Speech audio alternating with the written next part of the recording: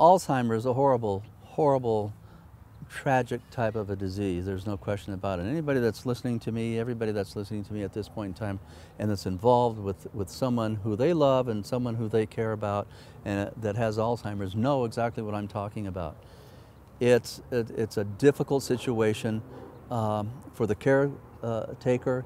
It's a difficult situation also for the person that has Alzheimer's, because my belief again is that inside their heart and inside their soul, I think they would like to say what they want to say and can't do it. They can't do it, but their heart speaks. Their heart speaks.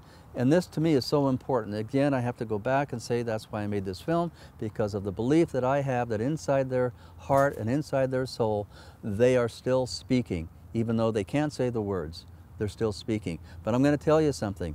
If you touch their hand, if you caress their face, and if you look into their eyes, really look into their eyes and see them, you're not going to ever lose them, or they you.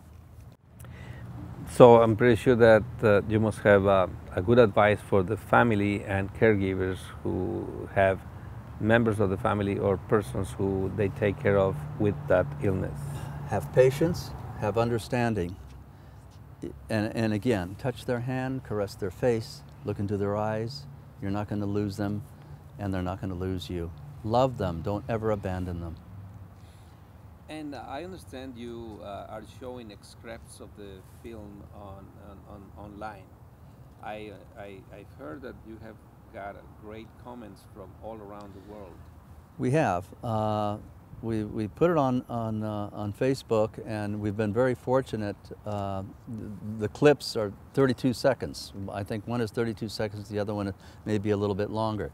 But in those 32 seconds, or 45 seconds in the other clip, we are getting a lot of responses. And I've got some responses that I'd like to read to you if I could take a look at this and put my glasses on. These are just some of the responses. I mean, we've gotten a tremendous amount. This one is from Paula, and she said, "I took care of my grandmother who raised me. She just passed away in my arms. It was a hard 9 years, but I would do it all over again. I stayed with her to the very end, and she taught me so much."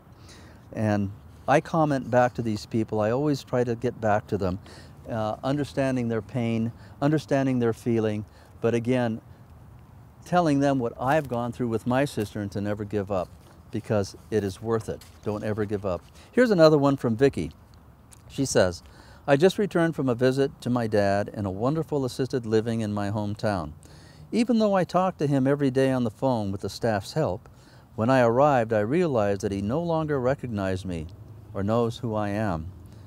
I knew this day would come, but to experience it for real was painful. When I talked to him, I still had his full attention, so I know that he's not yet in his own world.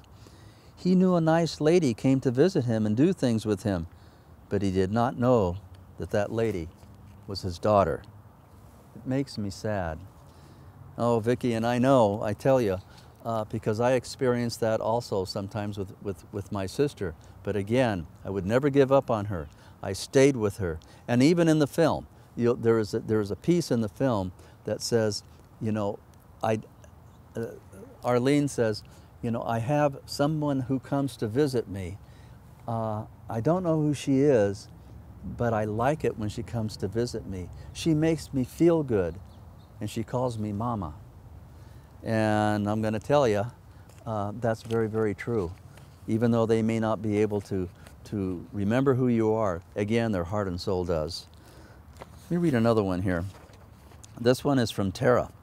And Tara says, "Although it has been almost 6 years since my mother passed away due to the ravages of AD, I just cannot bring myself to watch right now. The pain is still there, and the sadness of watching someone that raised you to transform into someone that they and you don't know. But I thank you for sharing this, and one day I will be able to watch and cry." And she's talking about watching the film, that she can't watch the film. And I responded back to Tara, and I'm going to tell you, it has just been of recent where I was able to watch The Notebook. It was a film that I've always wanted to watch, but I could not watch a film that had anything to do with Alzheimer's or anything to do with dementia or anything to do with a debilitating mind disease that took everything away. I couldn't do it. And it was of recent that I was able to watch The Notebook. So Tara, I understand exactly what she was saying.